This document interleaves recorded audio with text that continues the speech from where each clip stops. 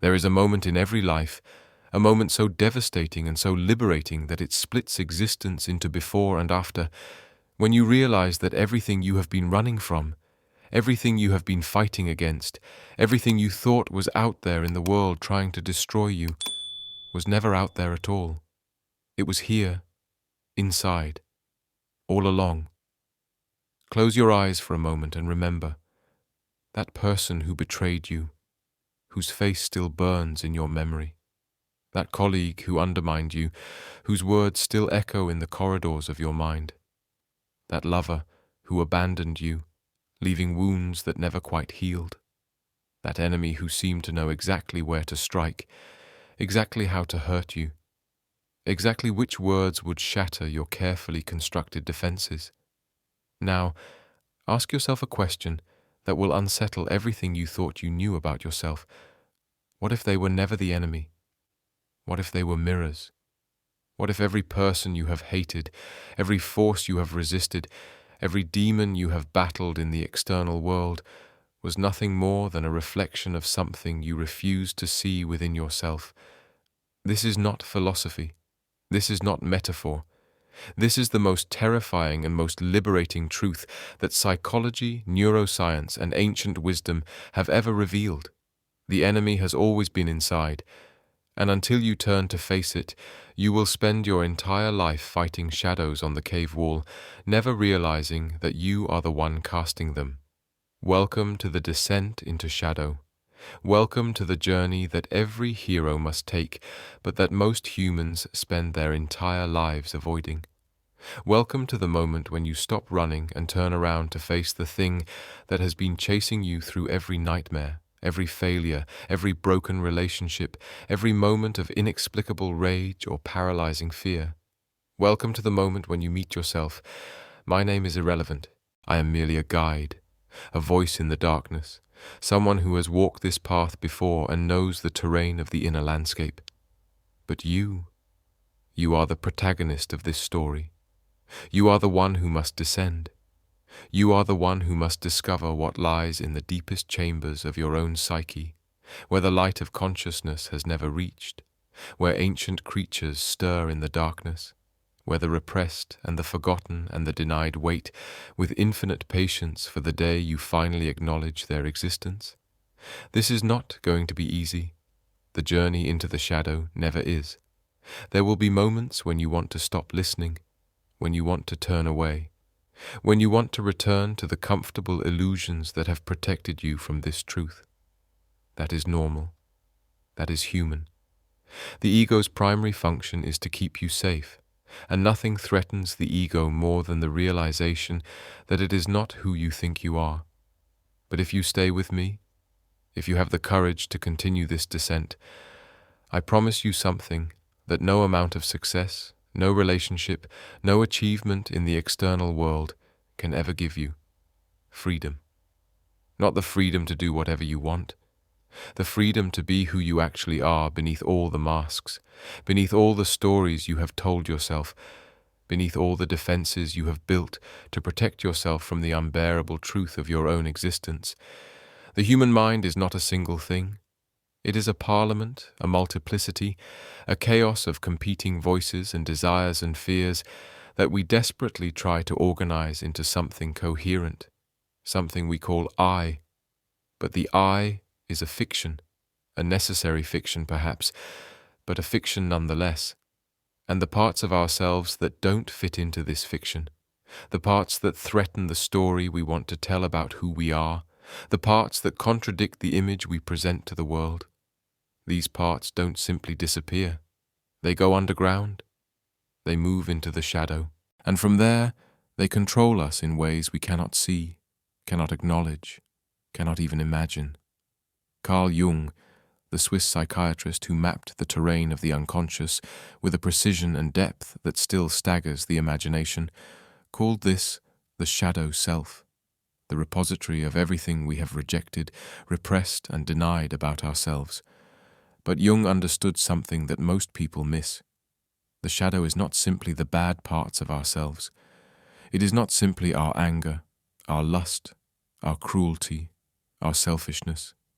The shadow contains everything we have disowned, including our power, our creativity, our brilliance, our capacity for love that is too intense for our self-concept to accommodate. We think we are hiding our darkness, but often we are hiding our light. We think we are protecting the world from our monstrosity, but often we are protecting ourselves from our magnificence. The question that haunts every psychological system, every spiritual tradition, every philosophical inquiry into the nature of self is this: how do we become who we are without knowing what we are? How does the mind hide itself from itself? How is it possible that the very thing doing the looking, consciousness itself, can remain hidden from its own view? The answer is projection. The answer is that we take the unacceptable parts of ourselves and we cast them outward onto the world, onto other people, onto external enemies and threats. We see in others what we cannot bear to see in ourselves, and then we fight them, we condemn them, we try to destroy them, never realizing that we are at war with our own reflection. This is the mechanism that drives human conflict from the interpersonal to the international. This is why marriages collapse in mutual accusations of exactly the same behaviors. This is why nations demonize each other using identical rhetoric. This is why you can look at your enemy and see pure evil, while they look at you and see the same thing. Because you are both right, and you are both wrong. You are seeing clearly, but you are looking in a mirror.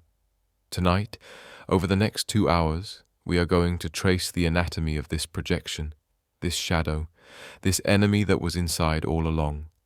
We are going to journey through neuroscience and mythology, through case studies and ancient wisdom, through the personal and the collective unconscious.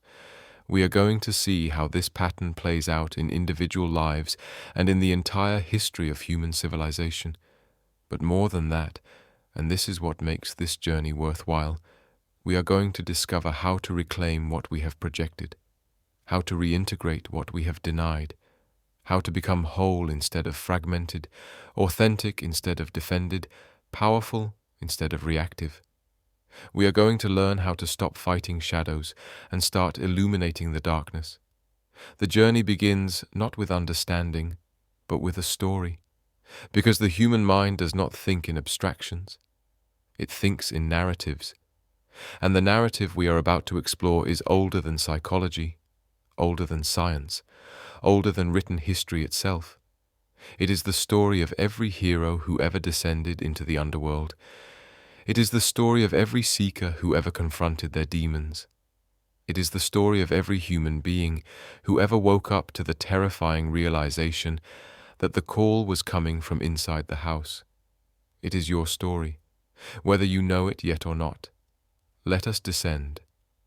Long before psychology existed as a science, long before Freud mapped the unconscious or Jung identified the shadow, long before neuroscience could show us the brain regions involved in self-deception, human beings knew this truth. They knew it so deeply that they encoded it into their myths, their legends, their sacred stories that were passed down through generations as warnings and instructions for navigating the inner landscape. In ancient Egypt, there was a myth that most people misunderstand. The story of Set and Osiris is usually read as a simple tale of good versus evil, of a righteous king betrayed by his jealous brother. But the Egyptian priests who created this myth were not naive storytellers. They were sophisticated psychologists who understood that every external drama is also an internal one. Set, the god of chaos and destruction, murders his brother Osiris and scatters his body across Egypt in 14 pieces. But here is what the myth actually teaches. Set and Osiris are not separate beings. They are two aspects of the same consciousness, two poles of the same psyche. Set represents the rejected, repressed shadow aspects of power and aggression that every ordered society must deny in order to function. Osiris represents the conscious ego, the ordered self, the part we show to the world. The murder is not a historical event. It is a psychological necessity. The ordered consciousness cannot coexist with its opposite, so it tries to deny it, repress it, scatter it across the landscape of the unconscious. But Isis, the divine feminine, the integrating principle, gathers the pieces back together. She reconstitutes Osiris. She makes him whole again by acknowledging what was scattered. This is the first great psychological truth. You cannot destroy the shadow by denying it. You can only make yourself fragmented, scattered, incomplete. Wholeness requires integration, not amputation. The Greeks understood this too, though they told it differently. The story of Oedipus is not really about a man who accidentally kills his father and marries his mother. It is about a man who spends his entire life running from a prophecy, running from a fate, running from something he desperately does not want to be true about himself. And in running from it, he creates the very thing he fears. He becomes his own enemy. He is destroyed by the truth he refused to face. The oracle at Delphi, where Oedipus received his terrible prophecy, had an inscription carved into its entrance that every seeker would see before entering. Know thyself. Not know the gods, not know the world. Know thyself. Because self-knowledge was understood to be the most difficult, most dangerous, most necessary kind of knowledge there is. The hero's journey, as Joseph Campbell famously mapped it, always includes a descent into the underworld, a confrontation with the monster, a dark night of the soul. This is not metaphorical adventure. This is psychological necessity. The hero must face the thing he fears most, must enter the place he least wants to go, must acknowledge the truth he has spent his entire life avoiding. And where does the hero always find the monster?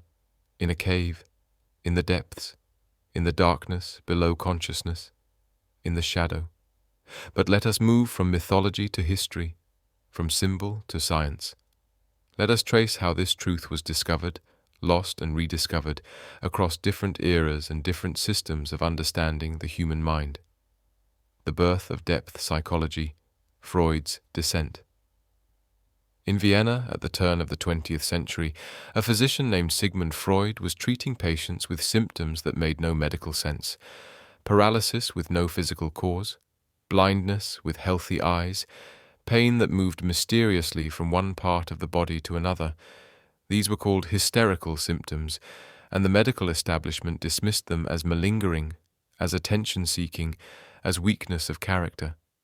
But Freud listened differently. He listened not to what his patients said, but to what they could not say. He listened to the symptoms as if they were a language, a code, a message from some part of the psyche that could not speak directly, but had to communicate through the body, through dreams, through slips of the tongue. And what he discovered shattered the comfortable Enlightenment notion that human beings are rational creatures who know their own minds and control their own behaviors.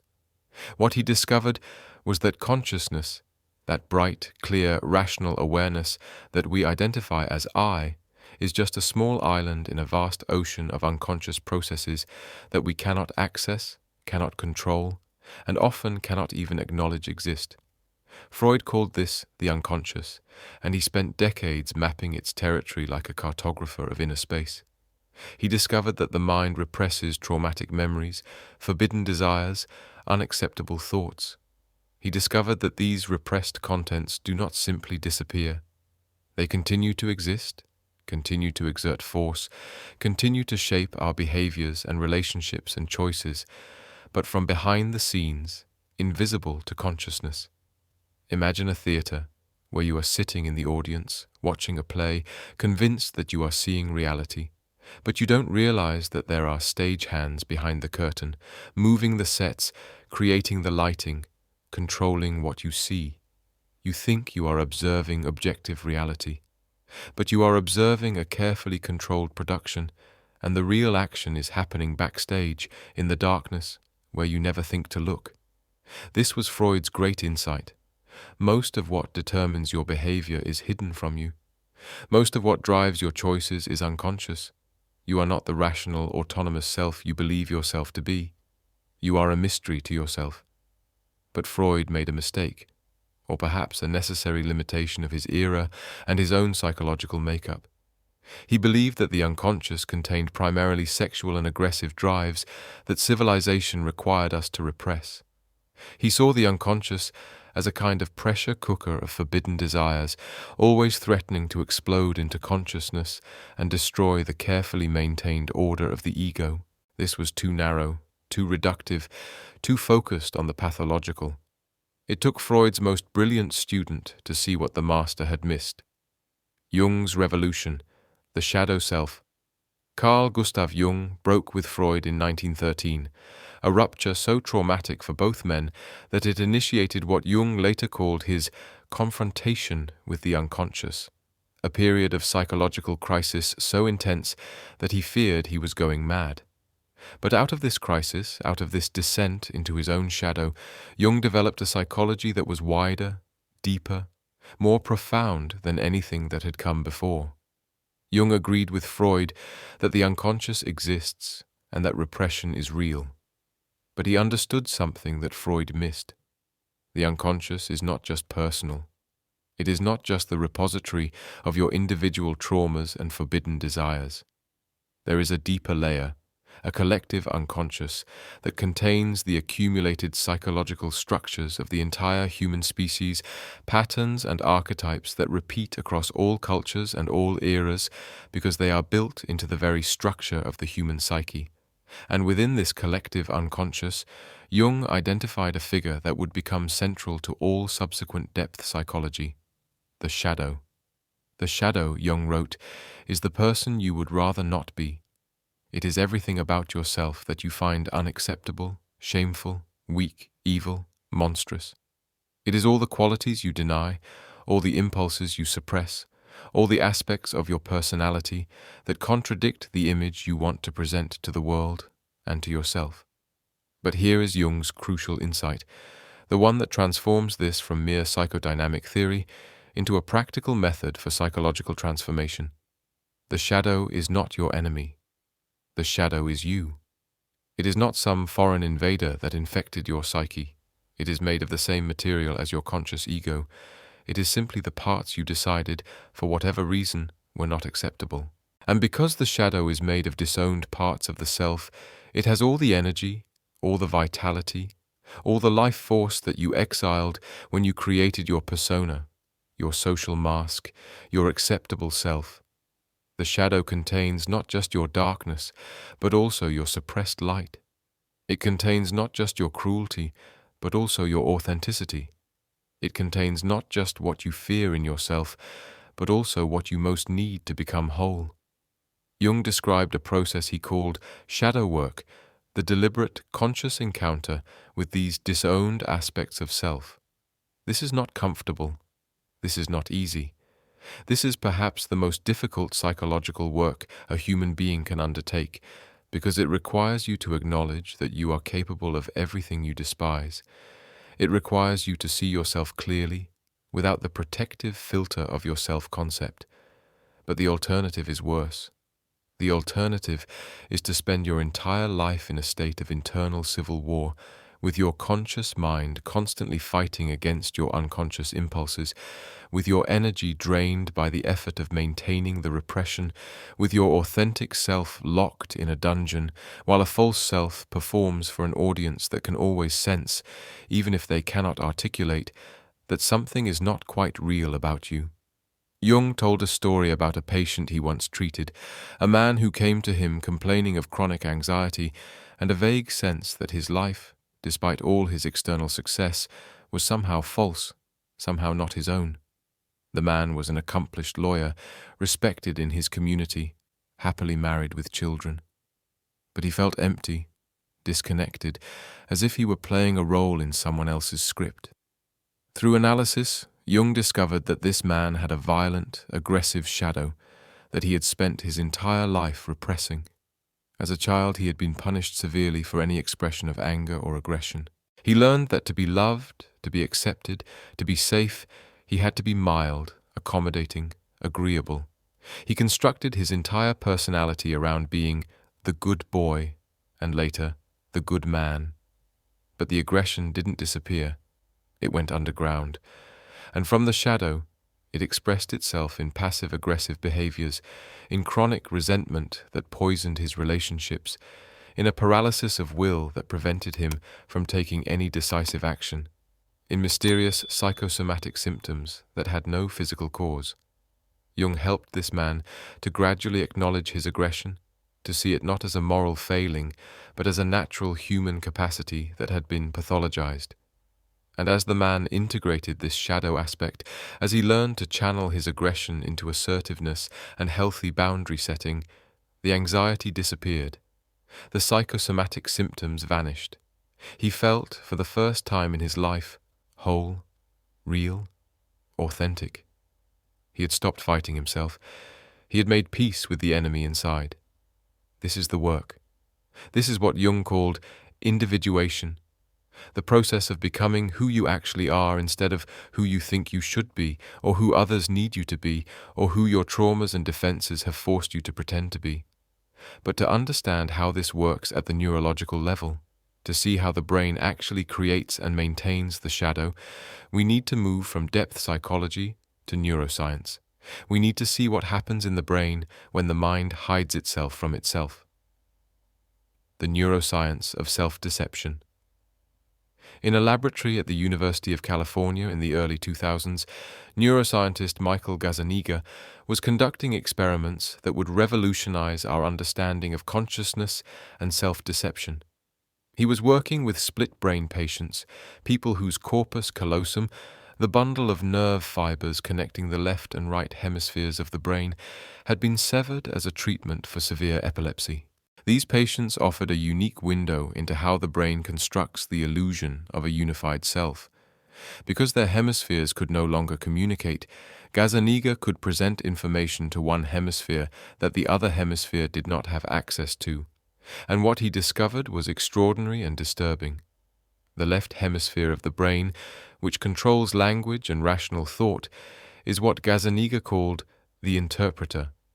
Its job is to create a coherent narrative out of whatever information it receives, to explain why you do what you do, to maintain the story of a unified, rational self who is in control of their actions.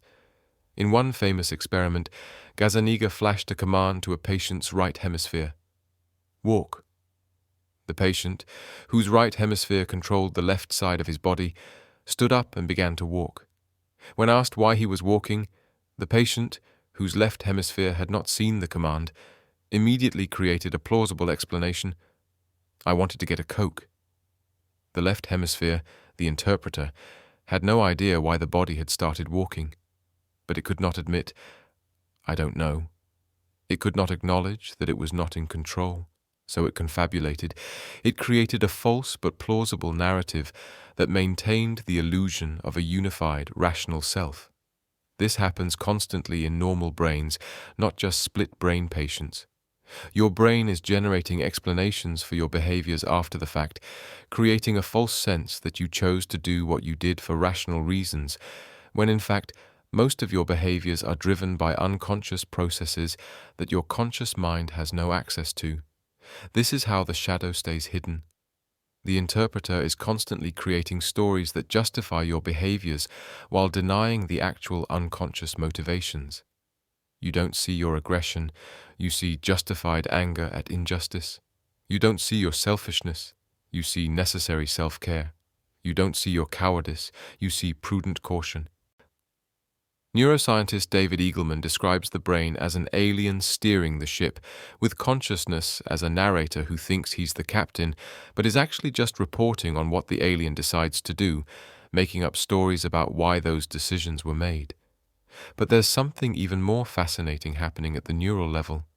Recent research using fMRI scans has shown that when people are confronted with information that contradicts their self-concept, when they are shown evidence of their own shadow aspects, there is increased activity in the medial prefrontal cortex and decreased activity in regions associated with negative self-referential processing. In other words, the brain has specialized mechanisms for defending against threats to the ego, for blocking out information that would force you to see yourself differently. This is not a bug in the system, this is a feature. The ego's primary job is to maintain stability, coherence, continuity of self-concept, and it will suppress, deny, distort any information that threatens this stability. Researcher Tali Sharot has demonstrated that the human brain has an optimism bias, a systematic tendency to underestimate negative information about ourselves and overestimate positive information. We are wired for self-deception. We are designed to maintain illusions about who we are. But why? If self-knowledge is so important, why would evolution design a brain that actively prevents it?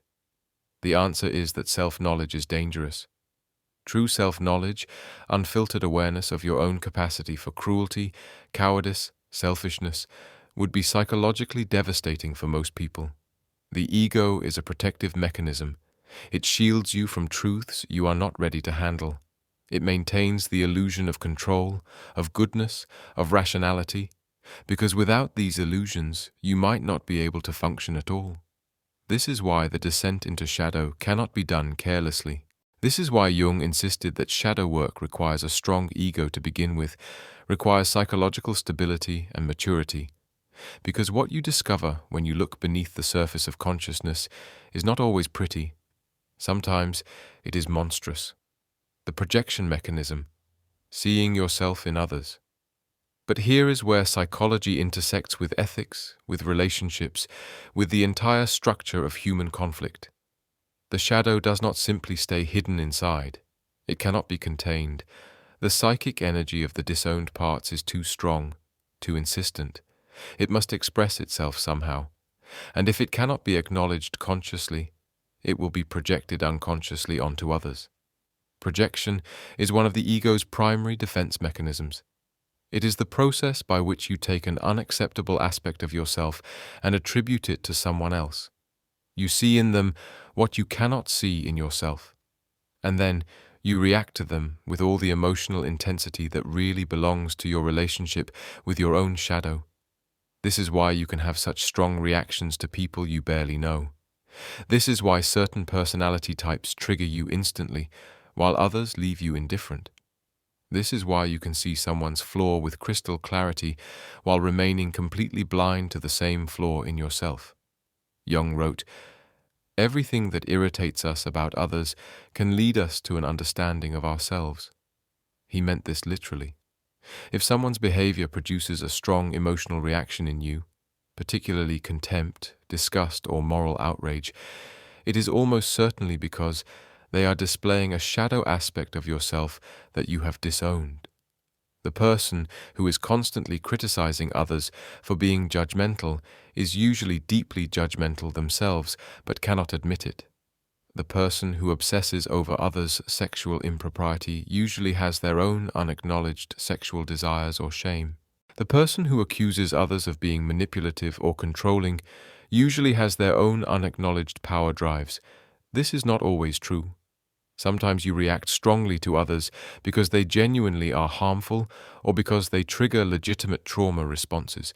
But the intensity of the reaction, the obsessive quality of it, the sense of moral certainty and righteousness that accompanies it, these are usually signs that you are looking in a mirror. Psychologist Carl Rogers conducted research showing that people with low self-acceptance tend to have poor accuracy in perceiving others. The less you can see yourself clearly, the more distorted your perception of others becomes. You literally cannot see others accurately until you can see yourself accurately. The shadow distorts everything. This has profound implications for understanding human conflict. Consider two people in a relationship who are constantly accusing each other of the exact same behavior. "You're always trying to control me." "No, you're always trying to control me." Both people see the other as the aggressor, the controller, the source of the problem. Both people experience themselves as the victim, forced to defend against the other's attacks. And both are right. Both are projecting their own shadow onto the other. Both are fighting their own reflection. The relationship becomes a hall of mirrors, where neither person can see clearly, where every conflict is actually an internalized conflict being fought through the medium of the other person. This is not just true in intimate relationships. This is the structure of all human enmity. Consider how nations talk about each other during war. Each side describes the other using identical language, as barbaric, as uncivilized, as a threat to freedom and decency, as inhuman monsters who must be destroyed. Each side sees clearly the shadow aspects of the other, while remaining completely blind to the same aspects in themselves. The United States accuses its enemies of imperialism while maintaining military bases in over 100 countries. Russia accuses the West of undermining sovereignty while invading its neighbors. Each sees the other's behavior clearly, neither sees their own. This is not hypocrisy, not in the simple sense. This is projection. This is the shadow mechanism operating at the collective level, and it leads inevitably to violence, to war, to the externalization of an internal conflict that can never be resolved through external means. You cannot kill your shadow by killing the people who embody it. New enemies will always appear to carry the projection, because the shadow is inexhaustible. It will always find a new face to wear. The only solution is to turn around and face the enemy inside. There comes a moment in many lives when the carefully constructed persona, the acceptable self, the mask you have worn for so long that you forgot it was a mask, suddenly cracks. Maybe it is a breakdown. Maybe it is a betrayal. Maybe it is a failure so complete that all your usual defense mechanisms collapse. Maybe it is a moment of unexpected rage where you say or do something so out of character that you frighten yourself. Maybe it is simply exhaustion.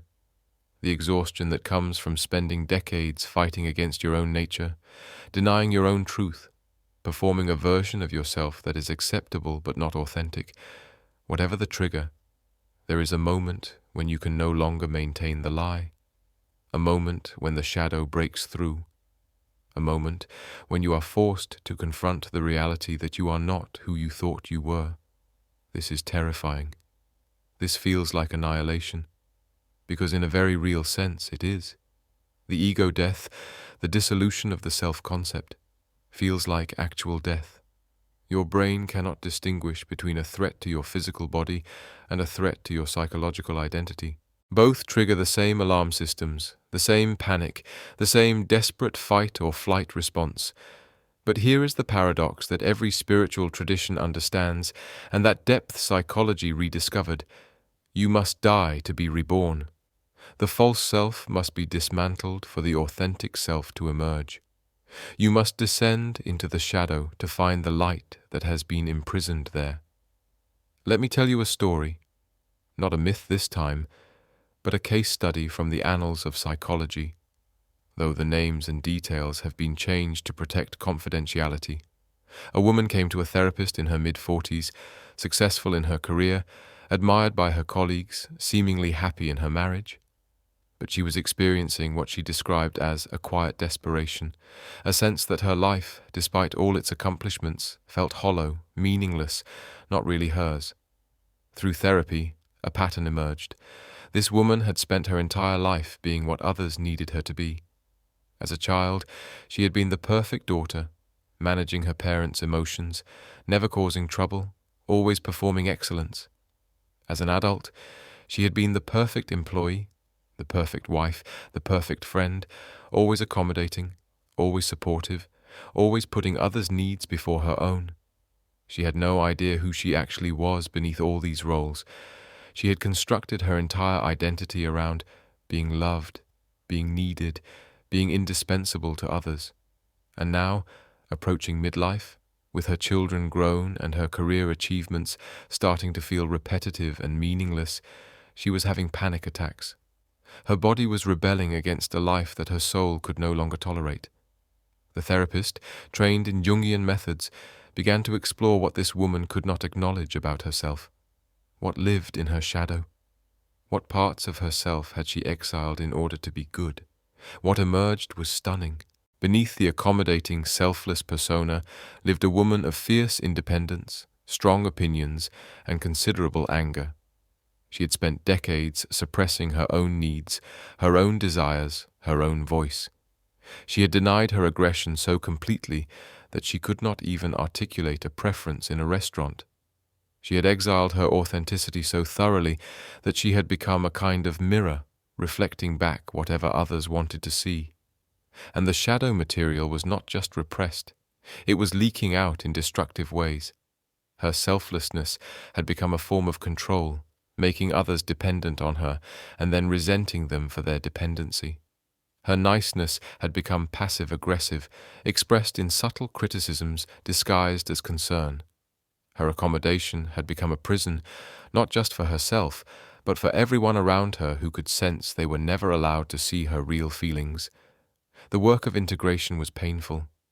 It required her to start saying no, a word she had almost never used. It required her to express anger, an emotion she believed was unacceptable for good people. It required her to risk disappointing others, to allow others to be uncomfortable, to prioritize her own needs even when it meant others might not like her as much. Her marriage almost ended. Some friendships did end. Her colleagues found her changed, and not always in ways they appreciated. She went through a period where she felt she was becoming a worse person, more selfish, more difficult, but what was actually happening was that she was becoming whole. She was reintegrating the disowned parts. She was allowing herself to be fully human instead of partially good. And as the integration progressed, something unexpected happened. She became more genuinely compassionate, not less. Because her previous kindness had been compulsive, driven by fear of rejection. Her new compassion came from choice, from fullness, from a self that was no longer depleted by constant self-denial. She learned that the enemy was never the people in her life who disappointed her, who didn't appreciate her sacrifices, who took her for granted. The enemy was her own refusal to acknowledge her needs, her own complicity in her own oppression, her own terror of being seen as anything less than perfect. The enemy was inside, and when she finally faced it, when she finally acknowledged it, when she finally integrated it, she discovered it was not an enemy at all. It was the part of herself she had been waiting for her entire life. This pattern repeats endlessly in different forms. The man who takes pride in his rationality and control discovers a shadow of chaos, emotion, vulnerability that he has spent his life suppressing, and that suppression has made him rigid, disconnected, unable to access the very creativity and passion he needs. The woman who identifies as spiritual and peaceful discovers a shadow of aggression and worldly ambition that terrifies her, but that contains the very power she needs to actually manifest her spiritual values in material reality.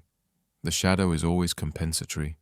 It contains what the ego excludes, and the ego's exclusions are always based on outdated strategies, childhood decisions about what was safe and what was dangerous, what won love and what threatened abandonment. You built your persona when you were young, when you were vulnerable, when you had limited options for protecting yourself, and that persona may have saved you then. But it is killing you now. The collective shadow, the horror we cannot face. But the shadow is not only personal. Jung understood that there is a collective shadow, a repository of the disowned aspects of entire cultures, entire civilizations, entire eras. In 1945, when the full horror of the Nazi concentration camps was revealed to the world, when the photographs and testimonies and physical evidence made it undeniable that human beings, civilized, educated, cultured human beings from one of the most advanced nations on earth, had systematically murdered millions of people with industrial efficiency, the world was forced to confront a truth it had been avoiding for all of human history. We are all capable of this. Not just bad people, not just psychopaths or monsters. Ordinary people. People like you. People like me. Given the right conditions, the right pressures, the right permissions from authority, most human beings are capable of extraordinary cruelty. This is perhaps the most important and most denied insight from the 20th century. The psychologist Stanley Milgram demonstrated it experimentally in the 1960s, showing that 65% of ordinary people would administer what they believed were lethal electric shocks to innocent victims simply because an authority figure told them to. Philip Zimbardo demonstrated it again in the Stanford prison experiment, showing how quickly ordinary college students could become sadistic guards or submissive prisoners based purely on assigned roles. The defense that I was just following orders is not an excuse, it is an explanation. And it is an explanation that applies to most of us. We like to believe that we would be the resistors, the heroes, the ones who would say no, but the evidence suggests otherwise. Most of us would comply. Most of us would participate. Most of us carry within our collective shadow the capacity for atrocity. This is unbearable to acknowledge. So we project it onto designated evildoers, the Nazis, the terrorists, the criminals, whoever our culture has decided represents absolute evil. We externalize the shadow onto them and convince ourselves that we are fundamentally different, fundamentally good. But Jung warned that this denial of the collective shadow is what makes mass violence possible. As long as we believe that evil is something those people do, as long as we refuse to acknowledge that the same darkness exists in us, we remain vulnerable to being possessed by it. The shadow, unacknowledged, takes over. The demons we refuse to face become the demons that ride us. Consider how this played out in American history. The United States was founded on ideals of freedom, equality, human rights, the Enlightenment vision of rational, self-governing individuals creating a just society. Beautiful ideals, noble ideals. And yet this same nation built its economy on slavery, exterminated indigenous populations, denied women and minorities basic rights for centuries, dropped atomic bombs on civilian populations, conducted secret medical experiments on its own citizens. The gap between the professed ideals and the actual behavior is staggering. But this is not hypocrisy in the simple sense. This is the collective shadow. The more intensely a culture identifies with certain ideals, freedom, rationality, civilization, the more intensely it must repress the opposite qualities. And those repressed qualities do not disappear. They go into the shadow, and from the shadow, they operate without conscious awareness or moral restraint. The civilized nation becomes savage in its treatment of those it deems uncivilized. The enlightened culture becomes darkly irrational in its witch hunts and moral panics. The nation founded on freedom becomes tyrannical in its foreign interventions and domestic surveillance. This is not unique to America. Every culture that strongly identifies with certain values must repress the opposite values, and those repressed values emerge in distorted, destructive forms. The shadow, whether personal or collective, always finds expression. The only question is whether that expression will be conscious and integrated, or unconscious and projected. The technology of denial, modern mechanisms. And now, in the 21st century, we have developed technologies that amplify our capacity for denial and projection to unprecedented levels. Social media, artificial intelligence, virtual reality, these are not neutral tools. They are mirrors that can either show us our shadow or allow us to avoid it with ever more sophisticated forms of distraction and self-deception. Social media has created an environment where projection operates at scale and speed. You can curate a perfect persona, showing the world only the parts of yourself you want to be seen. You can find communities that validate your worldview and demonize anyone who challenges it. You can encounter thousands of people who embody your shadow, and you can attack them with a righteousness and a fury that would be impossible in face-to-face interaction, where you might actually have to confront their humanity. The algorithm feeds you content that confirms your existing beliefs, that triggers your existing emotional patterns. It creates echo chambers where the shadow is constantly projected outward onto designated enemies who are dehumanized and simplified until they become perfect targets for rage. The technology does not create the shadow, but it provides an infinitely scalable mechanism for avoiding self-confrontation. And artificial intelligence poses an even more profound challenge. As AI systems become more sophisticated, as they begin to exhibit behaviors that seem conscious, that seem to have intention and agency, we will face an entirely new form of projection. We will see in these systems whatever we need to see. We will make them into gods or demons, saviors or destroyers, based not on what they actually are, but on what we cannot face in ourselves. Already we see this happening. Some people project onto AI their hope for a superhuman intelligence that will solve all human problems, transcend all human limitations, create a utopia. Others project their fear of being replaced, being controlled, being made obsolete. Both projections say more about our own relationship with intelligence, consciousness, and control than they do about the actual capacities and risks of AI systems. The technology becomes a screen for our shadow, and if we do not become conscious of this dynamic, we will repeat the same pattern we have always repeated. We will fight external enemies while the real conflict remains internal and unresolved. But technology also offers new possibilities for self-knowledge. Neurofeedback, psychedelic-assisted therapy, VR simulations that allow you to experience yourself from outside. These tools can potentially accelerate the journey into shadow, can make visible what was invisible, can create conditions for integration that were previously difficult or impossible to achieve. The question is whether we will use these technologies for growth or for avoidance, for genuine self-confrontation, or for ever more elaborate forms of self-deception. The technology itself is neutral. The choice is ours. The dark night. When nothing makes sense anymore. There is a stage in the descent into shadow that spiritual traditions call the dark night of the soul. It is the point where all your previous frameworks for understanding yourself and the world collapse. Nothing makes sense anymore. Nothing works. All the strategies you use to navigate life suddenly fail. All the beliefs you held about who you are suddenly reveal themselves as illusions. This is the most dangerous phase of the journey. This is where people break.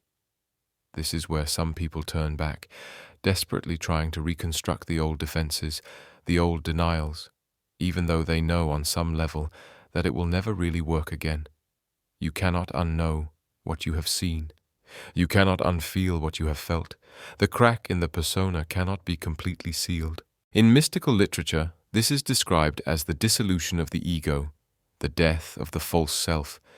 In psychological terms, it is a period of severe depression, anxiety, confusion, sometimes even psychosis. The boundary between mystical experience and mental illness becomes very thin here, which is why traditional spiritual systems always emphasized that this work should be done with guidance, with support, with a strong container. Jung went through this. After his break with Freud, Jung experienced what he later called his confrontation with the unconscious, a period where he was flooded with visions, dreams, and unconscious material that he could barely manage. He felt he was on the edge of madness, but he had the psychological tools and the inner strength to work with this material rather than being overwhelmed by it. And what emerged from this dark night was his entire mature psychology, the theory of archetypes, the process of individuation, the understanding of the self. But not everyone survives this process. Some people break and never fully recover. Some people become lost in the shadow, identified with it, unable to find their way back to integration. This is the danger of depth work done carelessly, why it requires maturity, stability, and often professional support. The dark night is necessary because the old self must die for the new self to be born.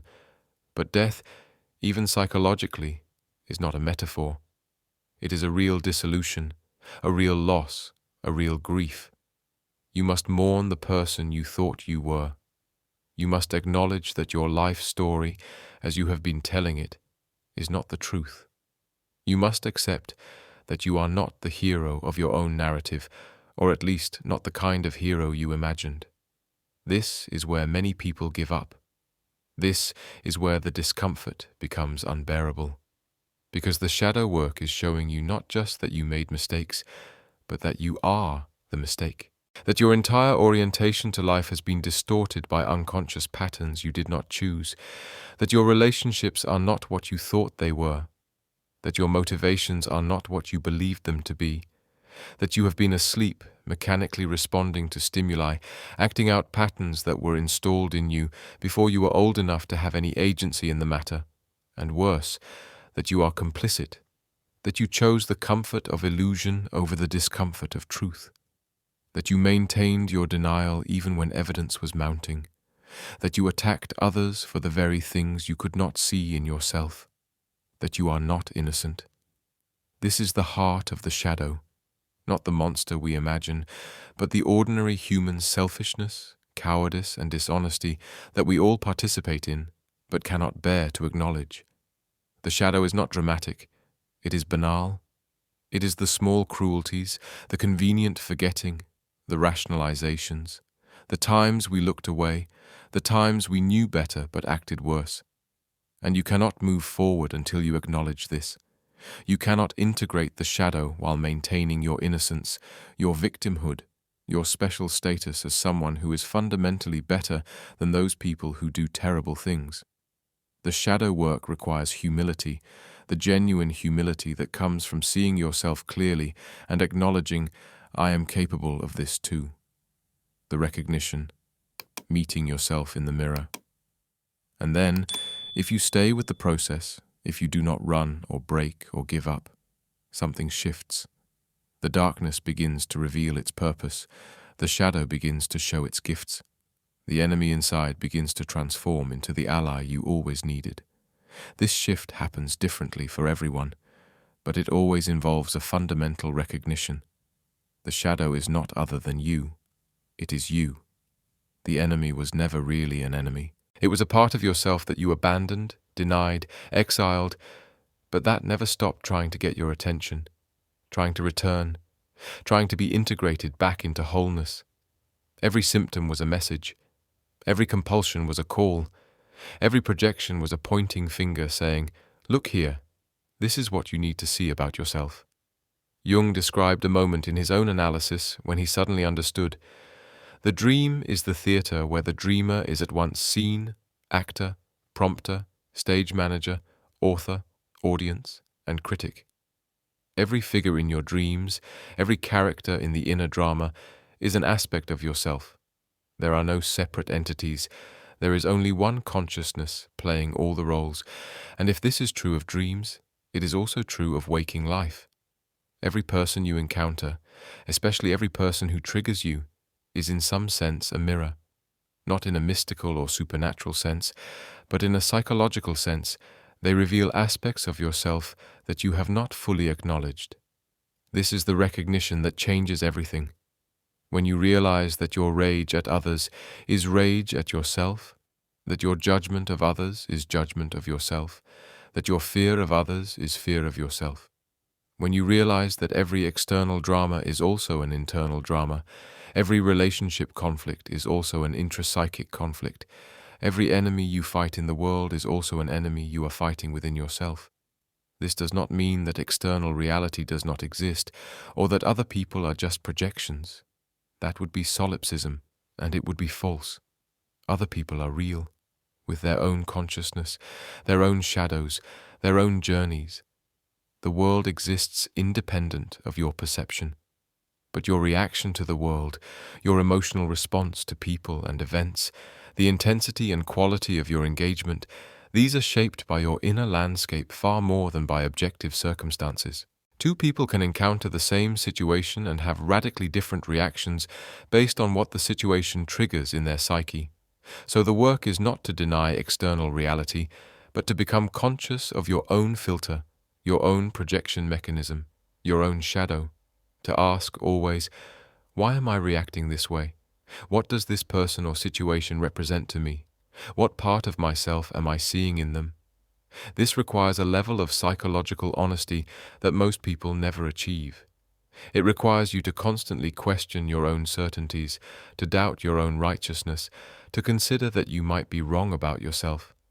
It requires what Jung called moral responsibility, not in the sense of following rules, but in the sense of owning your shadow, acknowledging your darkness, accepting that you are fully human with all that entails. The integration, alchemy of the soul. But recognition is only the first step. Recognition without integration is just intellectual understanding, and intellectual understanding changes nothing. You can know about your shadow and still be completely controlled by it. You can talk about your darkness and still project it onto everyone around you. Integration is the actual work of taking back the projections, of reclaiming the disowned parts, of making conscious what was unconscious. Jung called this process individuation, and he used alchemical symbols to describe it. The transformation of lead into gold, the union of opposites, the creation of the philosopher's stone. These alchemical metaphors are not primitive superstition, they are sophisticated psychological maps. The alchemists were not trying to literally transmute physical metals, they were describing psychological transformation, the process by which the base material of the shadow, the lead, is transformed into the gold of integrated consciousness. And like literal alchemy, this process requires heat, pressure, patience, and precise technique. You cannot force it. You cannot skip steps. You cannot rush through the dark night to get to the enlightenment on the other side. The process has its own timing, its own logic, its own requirements. The work of integration involves several distinct movements. First, acknowledgement. You must see the shadow. You must recognize it in yourself, not just in theory, but in specific behaviors, specific patterns, specific moments where you have acted from this disowned part. This requires brutal honesty and the willingness to be uncomfortable with what you see. Second, dialogue. You must develop a relationship with the shadow. Jung recommended active imagination, a technique where you personify the shadow and have a conversation with it, treating it as a real entity with its own perspective, its own needs, its own intelligence. This may sound strange or crazy, but it is one of the most powerful psychological tools ever developed. By dialoguing with the shadow, you begin to understand why it exists, what it is trying to protect, what genuine needs it represents. Third, differentiation. You must distinguish between the shadow's energy and the destructive ways it has been expressing itself. The anger in your shadow is not the problem. The problem is that the anger has been repressed and therefore comes out in passive-aggressive or explosive ways. The sexuality in your shadow is not the problem. The problem is that it has been shamed and therefore becomes compulsive or acted out inappropriately. The power drive in your shadow is not the problem. The problem is that it has been denied and therefore becomes manipulative or undermining. Once you differentiate the core energy from its distorted expressions, you can begin to channel that energy in healthy, conscious ways. Fourth, embodiment. You must actually live from the integrated self, not just understand it intellectually. This means taking actions that express the previously repressed parts. If you have denied your assertiveness, you must practice saying no. If you have denied your vulnerability, you must practice asking for help. If you have denied your joy, you must practice play and spontaneity. This feels awkward at first. It feels like you are pretending, like you are being fake or trying on a persona that does not fit. That is normal. You are literally developing new neural pathways, new patterns of behavior. It takes time for the integrated self to feel natural. And fifth, transformation. As the shadow material is integrated, something genuinely new emerges. Not a return to the old self, not just the shadow expressing itself, but a creative synthesis that transcends both the persona and the shadow. Jung called this the self with a capital S, the totality of the psyche, conscious and unconscious, light and dark, all aspects recognized and integrated. This is not perfection. This is not the end of struggle. But it is wholeness. And wholeness is far more valuable than perfection, because wholeness includes everything, denies nothing, and therefore has access to all of your energy, all of your capacity, all of your humanity. A Buddhist teacher once described enlightenment not as becoming pure light, but as becoming comfortable with your own darkness, not transcending the shadow, but befriending it, not eliminating the parts you do not like, but including them in a larger awareness that can hold all aspects without judgment. This is perhaps closer to the truth than the transcendence models that promise to lift you above your humanity. You are human. You will always be human. You contain light and dark, good and evil, wisdom and foolishness. The work is not to become something other than human, but to become fully human, consciously, deliberately, with eyes open to all that you are. The gift, what the shadow gives back. Here is what most people do not understand about shadow work until they have done it. The shadow is not just darkness. The shadow contains everything you disowned, and often what you disowned was not evil at all. It was simply incompatible with the persona you needed to survive your childhood, your culture, your circumstances. When you reintegrate the shadow, you do not just reclaim your capacity for anger or selfishness or darkness. You reclaim your vitality, your creativity, your passion, your authentic voice. You reclaim the parts of yourself that were too big, too bright, too powerful for your young self to safely express. There is a phenomenon in psychology called the golden shadow, the parts of yourself that are so positive, so powerful, so magnificent that they threaten your self-concept and must be denied or projected onto others. We see our own potential greatness in heroes, geniuses, saints, and we say, "I could never do that. I could never be like them." And by saying this, we exile our own capacity for greatness into the shadow. When you do shadow work, you not only discover your capacity for cruelty, you discover your capacity for courage. You not only find your repressed anger, you find your repressed joy. You not only uncover your selfishness, you uncover your authentic generosity, the kind that comes from overflow rather than depletion. The shadow is paradoxical. It contains both what you fear most in yourself and what you need most. It is the treasure in the cave, guarded by the dragon. And you cannot get the treasure without facing the dragon. They are the same thing. Let me give you a concrete example. A man who had always prided himself on his calm, rational approach to life, who never raised his voice, who solved all problems through logic and discussion. This man discovered that his shadow contained intense rage. He was terrified of this rage, convinced that if he ever allowed himself to feel it, he would become violent, destructive, dangerous. But in therapy, he began to explore this rage, to understand where it came from, what it was protecting, what it wanted to say. And he discovered something surprising. The rage was not randomly destructive. It had a focus. It was rage at injustice, rage at seeing vulnerable people exploited, rage at systems that crushed human dignity. This man had spent his whole life being calm and rational while watching injustice happen around him, rationalizing why he could not intervene, why it was not his responsibility, why acting emotionally would not help. He thought he was being mature and wise, but what he was really doing was using his rationality to avoid the discomfort of his rage that, if he had acknowledged it, would have demanded that he take action, take risks, take a stand.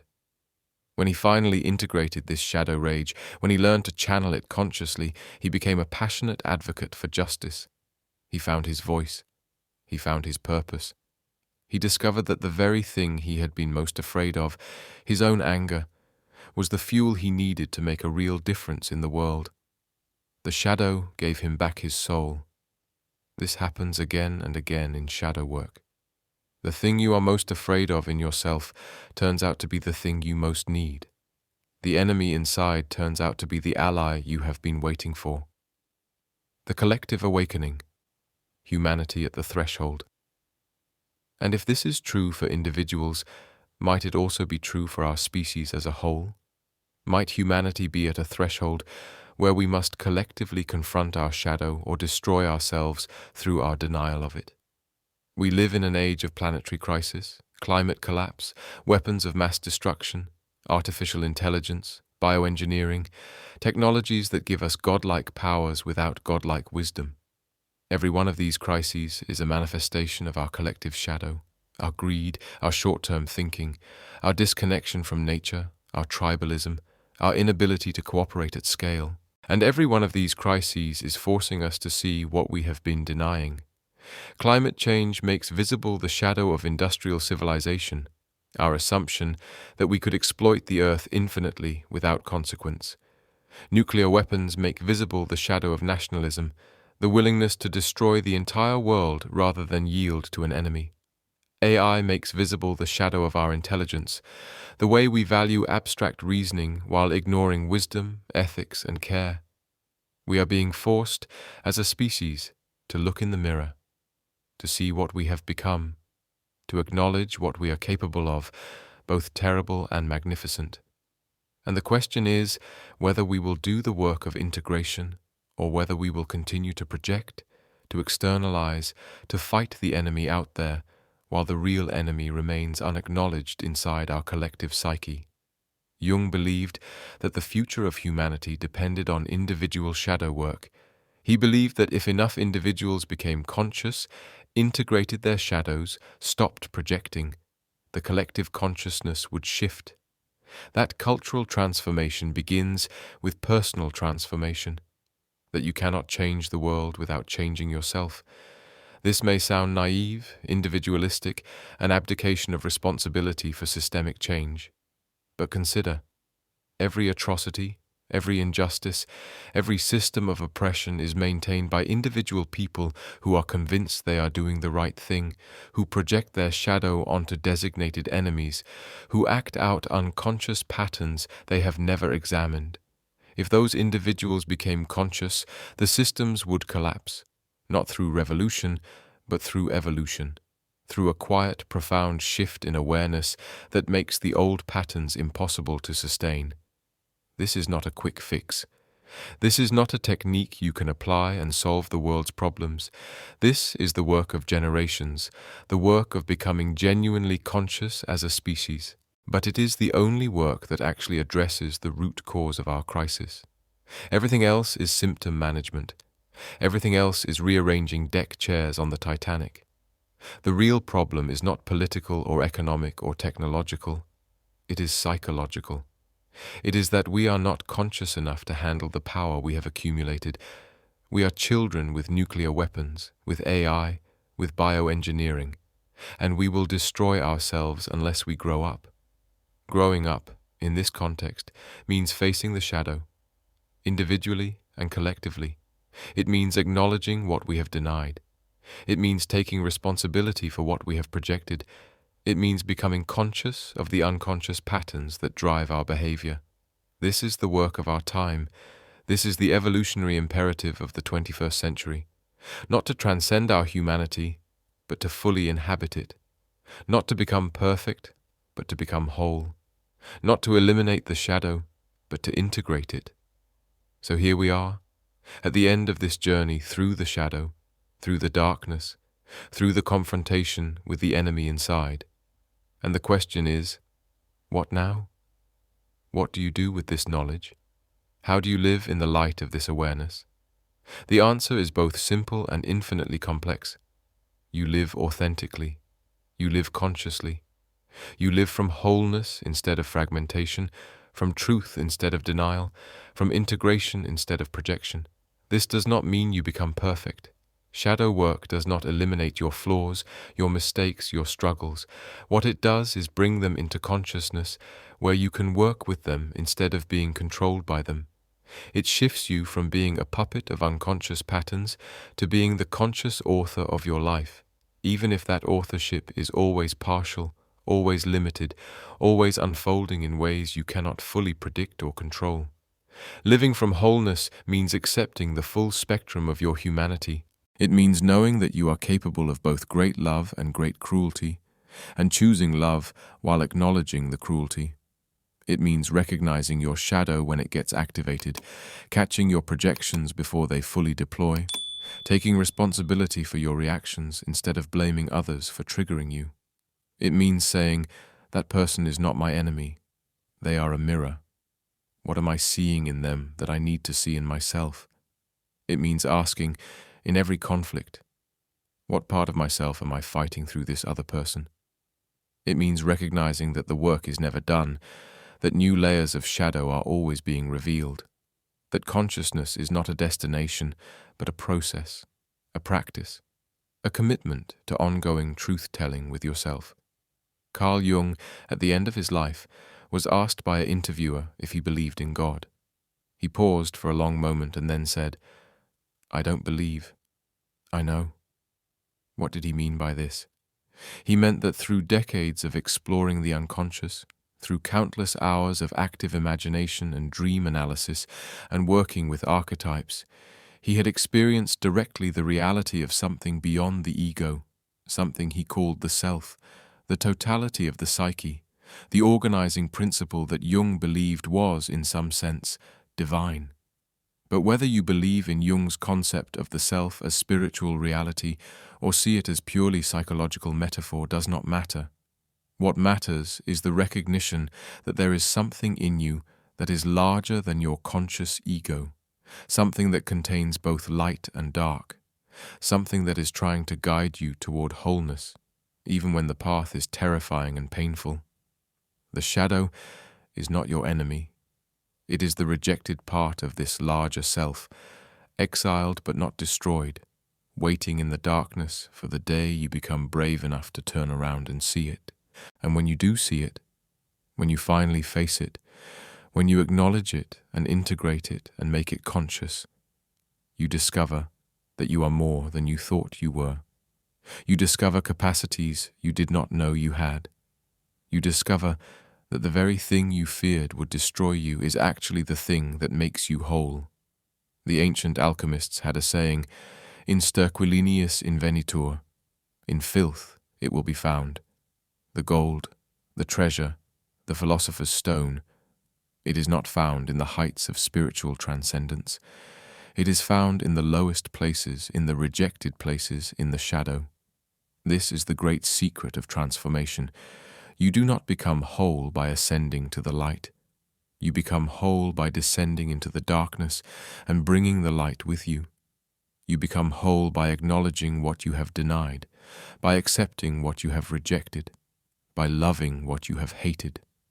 The enemy was inside all along, but it was never really an enemy. It was a lost part of yourself, waiting to be found. It was a rejected gift, waiting to be opened. It was the fuel for your transformation, disguised as the obstacle to your peace. And now that you know this, now that you have seen it, now that you have descended and returned, you can never fully go back to unconsciousness. You can never fully unsee what you have seen. The innocence is lost, but something far more valuable has been gained. The possibility of living as a whole human being, conscious of your complexity, accepting of your contradictions, at peace with your humanity. This is not the end of the journey. This is the beginning. Because once you have done your own shadow work, once you have faced the enemy inside and discovered it was never an enemy at all, you begin to see the world differently. You see other people's shadows not as threats, but as unintegrated parts crying out for recognition. You see collective conflicts not as simple battles of good versus evil, but as mass projections that could be healed if enough people became conscious. You begin to understand that the evolution of consciousness is not about becoming something other than human, but about becoming fully human, consciously, deliberately, with compassion for yourself and others who are struggling with the same darkness you have struggled with. You begin to understand that every person you meet is fighting their own shadow, whether they know it or not. And your work is not to judge them, not to fix them, not to save them, but simply to be a mirror that reflects their wholeness instead of their fragmentation, their potential instead of their pathology, their light instead of their darkness. This is how transformation spreads, not through preaching or teaching or forcing, but through presence, the presence of a person who has done the work, who has faced their shadow, who can therefore meet others without judgment, without projection, without the need to make them into enemies. So I leave you with this. The next time you find yourself hating someone, fearing someone, fighting someone, stop. Just for a moment, stop and ask yourself, what am I seeing in them that I cannot see in myself? What are they showing me about my own shadow? The next time you find yourself certain you are right and someone else is completely wrong, stop and ask yourself, what if we are both right and both wrong? What if we are both looking in mirrors and seeing our own shadows? The next time you find yourself in pain, in conflict, in crisis, stop and ask yourself, What is trying to emerge from my unconscious? What part of myself am I refusing to see? What enemy inside am I projecting outward onto the world? These questions will not make your life easier. They will make it more difficult, at least at first, because they will force you to take responsibility in ways you have never taken responsibility before. They will force you to acknowledge that you are not the innocent victim of external forces, but the co-creator of your own experience, including your suffering. But these questions will also set you free, because once you realize that the enemy is inside, once you stop fighting shadows and start facing the actual source of the conflict, you discover that you have far more power than you thought. You cannot control what others do, but you can transform your relationship to what others do. You cannot change the world directly, but you can change yourself, and in changing yourself, you change how you show up in the world, and that changes everything. The shadow is the path to power, not power over others, but power within yourself, the power to choose your response instead of being controlled by your reactions, the power to create instead of merely reacting, the power to be whole instead of fragmented. This is the gift of the shadow. This is what you gain when you realize the enemy was inside all along. The journey continues, for you, for me, for all of us. The shadow work is never complete, but it is always worthwhile, because every step toward consciousness, every moment of genuine self-awareness, every act of integration and wholeness, these ripple out into the world in ways we cannot measure or predict. You are not just healing yourself, you are healing the collective. You are participating in the evolution of human consciousness. You are helping to create a world where shadow work is normalized, where psychological honesty is valued, where people can be whole instead of performing acceptable fragments of themselves. This is the work. This is the calling. This is the descent into shadow that leads ultimately to the light, not the false light of denial and projection, but the true light of consciousness that can illuminate even the darkest corners of the human psyche without flinching, without judgment, without fear. Welcome home. Welcome to yourself. Welcome to the wholeness that was always there, waiting beneath the warfare, waiting beneath the projections, waiting beneath the false enemies and the real fear. The enemy was inside, and when you faced it, you found yourself. Thank you for taking this journey into the shadow with me. If this resonated with you, if it challenged you, if it opened something inside you, that is exactly what it was meant to do. The work continues. Your work continues.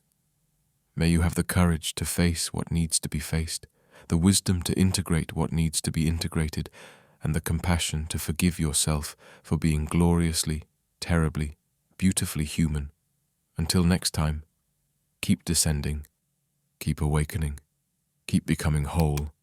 This is Echoes of the Ancients, and you are the echo that remembers.